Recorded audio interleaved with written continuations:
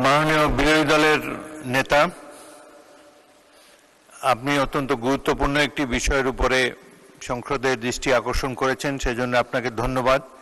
প্রত্যেক বক্তাই গুরুত্বপূর্ণ বক্তব্য রেখেছেন এবং দেশের কল্যাণে এই বক্তব্য কাজে লাগবে।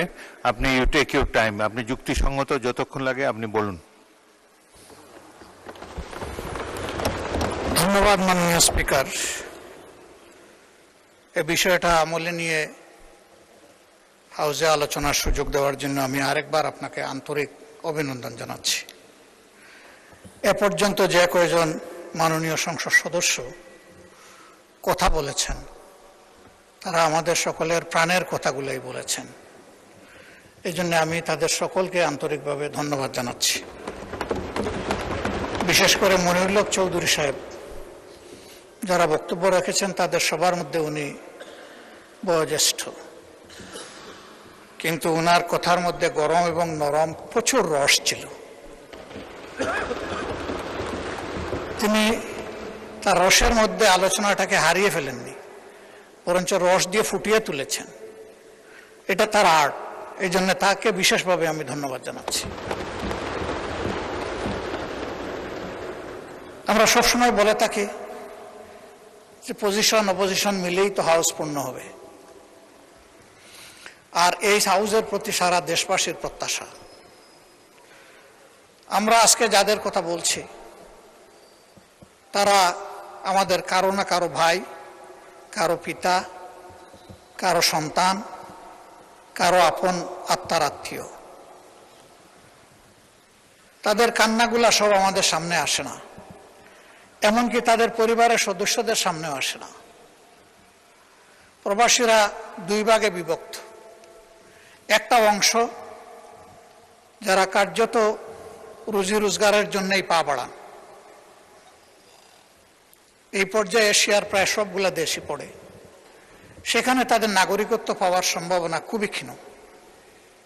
অল্প কিছু সংখ্যক ভাগ্যবান মানুষ যারা ইনভেস্টর ক্যাটাগরিতে হিউজ পরিমাণে ইনভেস্ট করে সেখানে তারা একটা স্ট্যাটাস পান, কিন্তু তা হাজারেও একজন হবে না, এ সংখ্যা আরো কম। বাকি সকল আমরা তাদেরকে শ্রমিক বলি, আমি শ্রমিক বলতে নারাজ। তারা সবাই শ্রমিকও নন আসলে। এর মাঝে বিভিন্ন দেশের গুরুত্বপূর্ণ জায়গায় কর্মকর্তা হিসাবে অনেকে দায়িত্ব পালন করেন। আমি এই শব্দটার পরিবর্তন চাই, তাদের জন্য সম্মানজনক কোনো শব্দ ব্যবহার করা। এক শব্দে সবাই অ্যাকোমোডেট হবেন। আমরা খুবই আনন্দিত আমাদের এই হাউসে বাংলা, উর্দু, ফার্সি কবিরাও আছেন। তারা যদি এরকম কোনো ভালো শব্দ নিয়ে আসেন যেটা অন্তত তাদেরকে মানসিকভাবে কিছু সান্ত্বনা দেবে যে দেশ তাদেরকে ভালোবাসা এবং শ্রদ্ধার জায়গা থেকে দেখে, তো আমি অনুরোধ করব এই শ্রমিক এবং রপ্তানি, এই দুইটা শব্দ পণ্য রপ্তানি হয়, মানুষ রপ্তানি না হোক। এটাকেও একটা সম্মানজনক জায়গায় আমরা নিয়ে যাই। মাননীয় স্পিকার, যারা বিশেষ করে পশ্চিমের দেশগুলোতে যাচ্ছেন তারা সাধারণত ফিরে আসার নিয়তে যান না, তারা যান সেখানে থেকে যাওয়ার নিয়তে। এর মধ্যে দুইটা ক্লাস, একটা স্রেফ ভাগ্য অন্বেষণে আর একটা তারা জ্ঞানের অন্বেষণে। জ্ঞানের অন্বেষণে কারা যায়? দুই ধরনের মানুষ। যাদের ফিনান্সিয়াল এবিলিটি আছে পিতামাতার, তাদের সন্তানরা যায় নিজ দায়িত্বে নিজ খরচে। আর যাদেরকে আল্লাহ তাআলা চমৎকার মেধা দিয়েছেন, মা বাপ গরিব, তারা যায় ফুলব্রাইট বা কোনো ধরনের স্কলারশিপ নিয়ে। এই দুই শ্রেণী আমাদের অ্যাসেট। তারা সেখানে শিক্ষা নেওয়ার পরে ওই সংশ্লিষ্ট দেশগুলোতে সার্ভিস দিচ্ছেন। ইতিমধ্যে শুনেছেন বিমানে যে ওয়াইফাই সংযুক্ত হয়েছে এর মেইন কারিগর ব্যক্তিটি কিন্তু বাংলাদেশের। তার টিমে 13 জন ছিল, সেই লিড করেছে টিমকে। 4G থেকে 5G-তে নেওয়ার ফার্স্ট স্টেপটা যিনি নিয়েছেন তিনিও একজন বাংলাদেশী। অবশ্য এখন তিনি বাংলাদেশের একটা বিশেষ জায়গায় সার্ভিস দিচ্ছেন। এই ধরনের মণিমুক্তাগুলো দেশ থেকে চলে গেল, আমরা দেশকে সাজাবো কি দিয়ে? এই জন্য আমি ফিল করি আমাদের ফিনান্সিয়াল রিমিটেন্স তো অবশ্যই লাগবে দেশের অর্থনীতির চাকা চালু রাখার জন্য, কিন্তু তার চাইতে কম ইম্পর্টেন্স নয়, আমাদের এখন প্রয়োজন ইন্টেলেকচুয়াল রিমিটেন্স। দুনিয়ার বিভিন্ন উদীয়মান শক্তি এবং দেশ তাদের তরুণ যুবক যুবতীদেরকে ইনসেন্টিভাইজ করেছে, তাদেরকে মূল্যায়ন করেছে, সসম্মানে তাদেরকে দেশে ফিরিয়ে এনেছে। উদাহরণস্বরূপ বলতে পারি পাশের দেশ ভারত। একসময় তাদের দেশে সেই রকম স্কিল হ্যান্ড কোনো কার্ডিয়াক সার্জন ছিল না, তারা দেবী সেটিকে, তাদের মুক্তাকে তাদের দেশে ফিরিয়ে এনেছে এবং তাকে বলেছে তুমি কি চাও? সে বলেছে আমি টাকা পয়সা চাই না, আমি একটু সম্মান চাই, আর আমার কাজের জন্য আমি একটা কমফোর্ট জোন চাই। বিদেশে যাদের সাথে কথা হয়েছে আমাদের সেই মণিমুক্তাগুলো একই কথা বলে যে আমরা একটু সম্মান চাই এবং একটা কমফোর্ট জোন চাই, যাতে কোনো ধরনের অযাচিত হস্তক্ষেপ ছাড়া আমি আমার মেধার স্ফুরণ এবং বিকাশ ঘটাতে পারি। আমি মাননীয় প্রধানমন্ত্রী থাকলে খুবই প্রীত হতাম, ভালো লাগতো কথাগুলা সরাসরি তিনি শুনতেন। নিশ্চয়ই কেউ না কেউ তাকে এগুলা কনভে করবেন বলে আমি আশা করি। আমি অনুরোধ করব যে তিনি এই বিষয়টার প্রতি অবশ্যই গুরুত্ব দেবেন। আমাদের ফিনান্সিয়াল রিমিটেন্সের পাশাপাশি তিনি যেন ইন্টেলেকচুয়াল রিমিটেন্সটাকে গুরুত্ব দেন, তাহলে সমাজের বহু জায়গায় আমরা নূতনত্ব খুঁজে পাব এবং তাদের মেধা এই জাতিকে সকলের সাথে একত্রিত হয়ে সামনে এগিয়ে নেবে। আমি এটা বলছি না যে তারা না হলে আমাদের দেশ চলবে না, তবে আমি এটা জোর দিয়েই বলছি তারা হলে এই দেশটা আরো ভালো চলবে। আরো যেখানে ভালো চলবে সেখানে আমরা কেন তাদেরকে উপেক্ষা করব? এই লোকদের আরো কিছু বঞ্চনা আছে। তারা সাধারণত মারা গেলে এদেশে এখন আর ফিরে আসে না। এক সময় 2 দিন, 5 দিন, 7 দিন, 13 দিন, 15 দিন পরে তাদের লাশ ফেরত আসত। এখন সবাই বুঝেছে যে এই কাজটা সঠিক নয়, বরঞ্চ তাদের ফ্যামিলি নিয়ে যে দেশে তারা থাকেন এখন তারা চেষ্টা করেন লাশটা যেন ওখানেই দাফন হয়েছে। তাদের এখানে আমাদের কাছে এইরকম কোনো চাহিদা নেই যে আমাদের লাশটা বিদেশে নিয়ে যাও, কিন্তু তারা জীবন্ত যখন আসে তখন লাশের চাইতে খারাপ পরিণতি কোনো কোনো ক্ষেত্রে তাদেরকে ভোগ করতে হয়। আমরা তাদের প্রতি কৃতজ্ঞতা দেখাতে পারি না, এমনকি কারো কারো আপনজন, আপন ভাই তাকে তার প্রপার্টি থেকে ডিপ্রাইভ করে, বিভিন্ন ধরনের আইনের জটিলতায় ফেলে দেয়, মিথ্যা মামলা দিয়ে হয়রানি করে। আর পাশের বাড়ির লোকেরা তো আছে, সেখানে যদি পরিচিত আগে থেকেই বিরাজমান কোনো শত্রুতা থাকে সেটা আবার আগুনের মধ্যে ঘিল ঢেলে দেয়। এই সমস্ত জটিলতায় তারা যখন পরে আইনের আশ্রয় নেন তখন যেখানে গিয়ে তারা সাশ্রয়টা চান, শান্তিটা খুঁজে পেতে চান, ওখানে গিয়ে আরেক দফা তারা হয়রানির মুখোমুখি হন। ওখানে যাওয়া মাত্রই তাদের কাছে বিরাট অঙ্কের একটা কিছু চেয়ে বসা হয়, কারণ মনে করে এই লোকগুলা টাকার মেশিন, চাইলেই পাওয়া যাবে। আমি চাইবো না কেন? যদি কেউ টাকা দিতে পারলো তো হয়তো তার কিছু কাজ হলো, যদি দিতে পারলো না তাহলে চোখের পানি মুছে মুছে আবার দেশ থেকে তাকে বিদায় নিতে হলো। তাদের এই কান্নাগুলো আছে। জমি ট্রান্সফারের ব্যাপারে কিছু জটিলতা নতুন করে তৈরি করে গেছে প্রিভিয়াস ফেসিবাদী সরকার। আমি বর্তমান সরকারকে বিনয়ের সাথে অনুরোধ করব সেই বিষয়গুলো দেখা দরকার, কগনিজেন্সে নেওয়া দরকার। মাননীয় আইনমন্ত্রী আছেন, যেখানে যেটুকু এটাকে ডিফিউজ করা যায়, ইজি করা যায়, রিলিজ করা যায় সেটা অবশ্যই করা উচিত। কারণ আমরা তাদেরকে বাদ দিয়ে আমরা নই, তাদের সহই তো আমরা। আর এশিয়াতে যারা আছেন তাদের কান্নাটা অন্যরকম। তাদের ব্যাপারে অনেকেই কথা বলে গেছেন, আমি কথাগুলো রিপিট করব না যেহেতু তারা অলরেডি বলে ফেলেছে। তারা কাঁদে কিন্তু আপনজনকে চোখের পানি দেখায় না, চোখের পানি লুকিয়ে কাঁদে, ভিডিও কলে কথা বলে আর্টিফিশিয়াল হাসি দেয়। অনেকের সাথে এরকম কথা হয়েছে। আমি জিজ্ঞেস করি তোমাদের এই বুবা কান্নার খবর কি তোমাদের আপনজন জানে? কয় আস্তাগফিরুল্লাহ, এগুলা জানানো যাবে না। আমরা কষ্টে আছি, ওদেরকে কষ্টে ফেলতে চাই না। ওরা বুঝুক যে আমরা ভালো আছি, তাহলে আমাদের কষ্ট আমরা কিছুটা ভুলে থাকতে পারবো। এখানেও কাঁদবে ওখানেও কাঁদবে, এ তো হয় না। এরা কত মহৎ, নিজের কান্না বুকে চেপে আপনজনকে ভালো রাখে, দেশকে ভালো রাখে। এই লোকগুলোকে আমরা কি আসলে আপনজন হিসেবে নিতে পেরেছি? আমি দেখি না, কষ্ট লাগে। আমরা কি একটু তাদেরকে আপনজনের চাদর দিয়ে জড়াই ধরতে পারি না? মাননীয় স্পিকার, কেউ মরার জন্য বিদেশে যায় না। আমাদের এই ভাই এবং বোনেরা যায়, 2টা পয়সা রুজি করে পরিবারকে দিবে, দেশকে সাপোর্ট করবে, তারপরে দেশে চলে আসবে।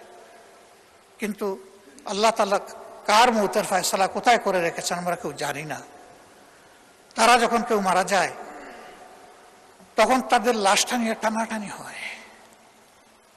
আপনজনরা চায় শেষবারের মতো অন্তত মুখটা দেখি। এ লাশ আসবে কিভাবে? সে তো রক্ত পানি করা, ঘাম জড়ানো, যা রুজি করেছিল সবটাই পাঠিয়ে দিয়েছে। আমিও তাদের 2-1টা মেসে যাওয়ার সুযোগ নিয়েছি ইচ্ছা করে। চিন্তা করা যায় না সেই লোকগুলো এখানে থাকে কিভাবে, খায় কি, ঘুমায় কিভাবে। জনাব বরকতুল্লাহ বুলু সাহেব বলেছেন যে অতি নিম্ন ওয়েজে তারা সেখানে চাকরি করে, এদিকে পোষায় না।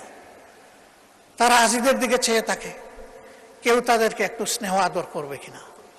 কেন? এটি কেন হবে? অন্য দেশের লোকেরা তো এরকম হয় না। এখানে ওই সিন্ডিকেট চক্র শুরু থেকে শেষ সব জায়গায় গাঁটে গাঁটে গাপটি মেরে বসে আছে। এই লোকগুলার রক্ত বিক্রি করে ওরা ওদের সাথে উপহাস করে, ওদের বিজনেস করে। এই সব জায়গা অবশ্যই চিহ্নিত করতে হবে এবং এদেরকে আইনের আওতায় এনে 10 জনকেও যদি শাস্তি দেওয়া হয়, আমি বিশ্বাস করি ওদের সবগুলার গায়ের লোম খাড়া হয়ে যাবে। আমরা যদি সাকসেসফুলি সিনসিয়ারলি এই কাজগুলা করতে পারি, এই সরকারের ক্রেডিট যে এই দলের যিনি জন্মদাতা ছিলেন, এই দরজা এই জানালা তিনি খুলেছিলেন। তাদের আমলে এসে যদি আমাদের প্রবাসী ভাই বোনদের বঞ্চনা দূর হয়, তাহলে তাদের নামটি ওদের হৃদয়ে সোনার অক্ষরে লেখা হয়ে যাবে। কিন্তু অতি চমৎকার চমৎকার কথা এখানে আমরা আওড়ালাম, কাজের কাজ কিছুই হলো না। যেই তিমিরে সেই তিমিরেই থাকলো। তাহলে শুধু এই সরকার ডিসরেসপেক্টেড হবে না, আমরা সবাই ডিসরেসপেক্টেড হব। আমাদের প্রতি ওদের একটা ঘৃণাবোধ তৈরি হবে যে ওরা কথা বলে সুন্দর সুন্দর কিন্তু আমাদের জন্য কিছুই করে না। আমার বিনয়ী অনুরোধ, এই ভাই বোনগুলোকে যেন আমরা টাকার মেশিন হিসাবে না দেখি। আমরা যেন আমাদের প্রাণ হিসাবে, কলিজা হিসাবে দেখি। যদি আমরা কলিজা হিসাবে দেখতে পারি, তাহলে তাদের আত্মা যেমন শান্তি পাবে, আমাদের আত্মা শান্তি পাবে। একটা বিশেষ বিষয়ে আমি দৃষ্টি আকর্ষণ করছি। বিষয়টি স্বরাষ্ট্র মন্ত্রণালয়ের সাথে সম্পর্কিত। এটি হচ্ছে ভিসা জটিলতা। অনেকে বলেছেন, আমি পার্টিকুলারলি জিজ্ঞেস করেছি তাদেরকে, তোমাদের সমস্যাগুলো কোথায়? তারা বলেছে, আমরা তো আগে করেছি কনভেনশনাল পাসপোর্ট, এরপরে করেছি আমরা এমআরপি,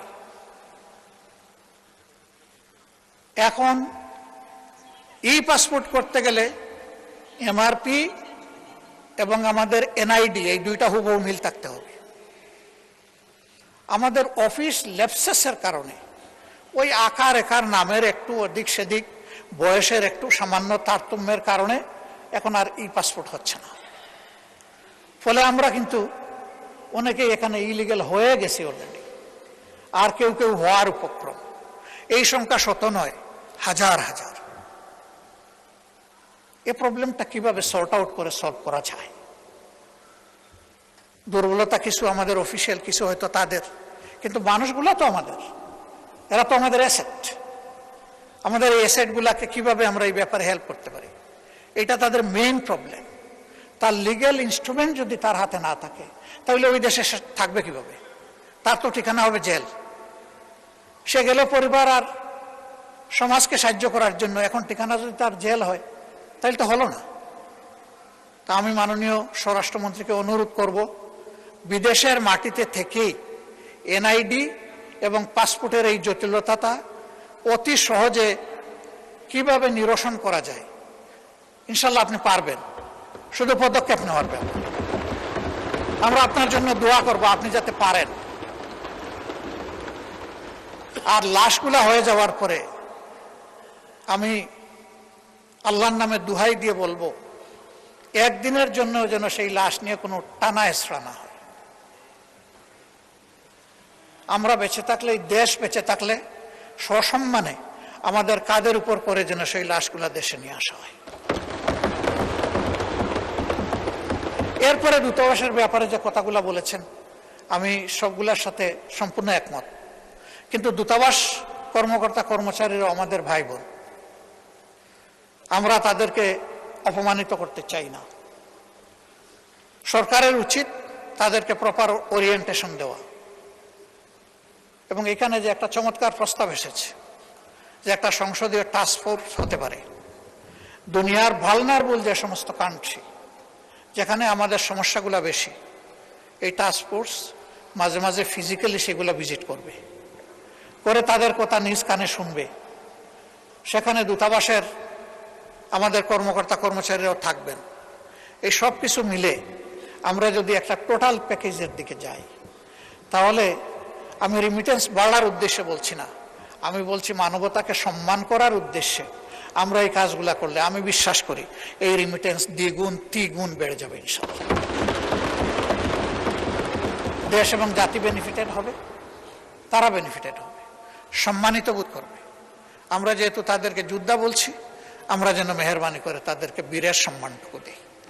আমার যোদ্ধা আমার বীর, কাজেই তারা যেন বীরের সম্মান পায়। সেইটা কিভাবে পাবে সরকার এটা ফর্মুলেট করুক। আমাদের কোনো সহযোগিতা চাইলে আমরা হোল হার্টেডলি করবো ইনশাল্লাহ।